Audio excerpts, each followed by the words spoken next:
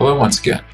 This is Mackey with Arrowhead Center, and in this episode of our Intellectual Property at an MSU video series, we're going to discuss the Intellectual Property and Commercialization Board, our IPAC board, and the IPAC meeting process. First off, IPAC is composed of NMSU administrators, staff, and researchers from various colleges, offices, and disciplines, and representatives from Arrowhead Center, Inc., the Intellectual Property and Technology Transfer Office for NMSU. The IPAC board is charged with making recommendations to the Vice President of Research on whether the university should elect to pursue protections on intellectual property developed at NMSU or with NMSU resources. And this recommendation is handled through something called an IPAC meeting.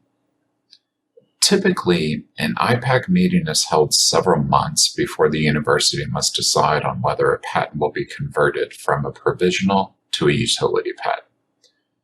Arrowhead will convene the meeting, and we put forward our best effort to pull in researchers from complementary scientific disciplines who will have some expertise or background in the necessary areas of research to understand the invention and why it would be valuable to the outside world, or the commercial value that idea holds.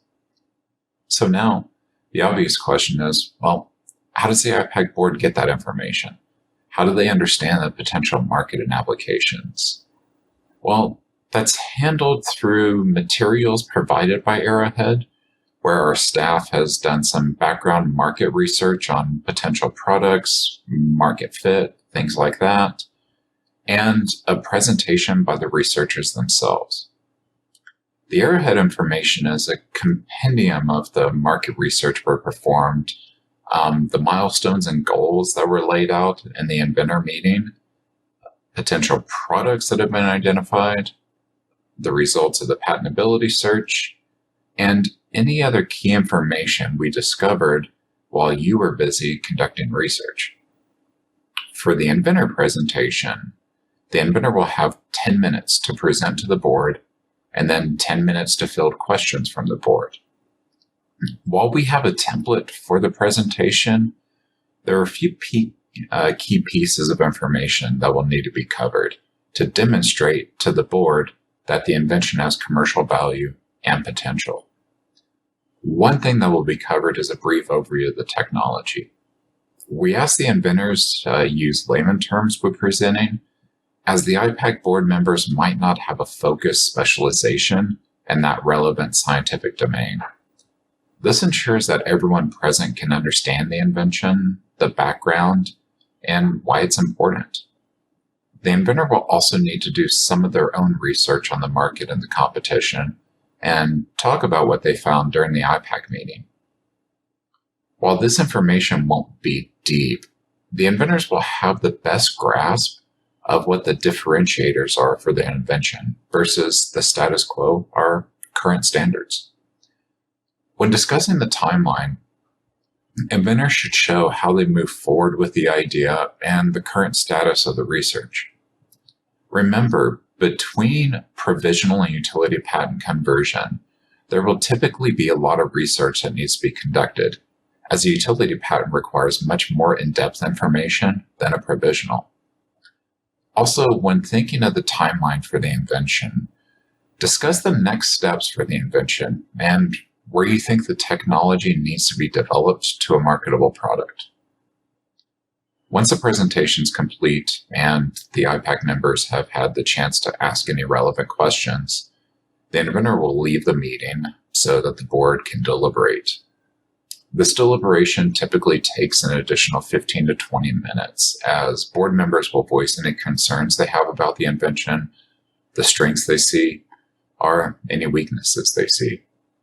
The board will then fill out a questionnaire on the technology that was presented and vote on what they believe the next course of action should be.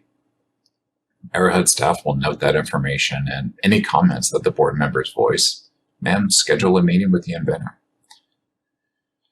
At the meeting, we will give the comments to the inventor and discuss the results of the board and the vote. Generally, the results cover 3 different variables. 1, the IPAC board voted to move forward with utility patent protection. If that's the case, we'll start working with the inventors and the patent firm to create the application. 2, the IPAC board decided to place a hold on moving forward, pending action items that must be completed.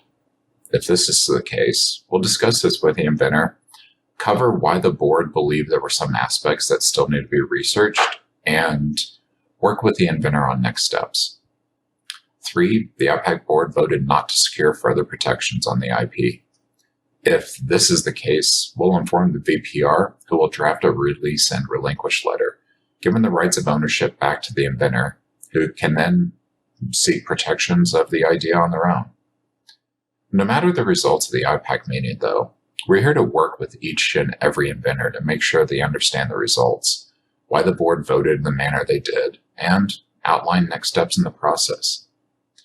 If you have any questions on the process or what's necessary for a successful IPAC presentation, please don't hesitate to contact the IP department. Thank you, and we look forward to hearing from you soon.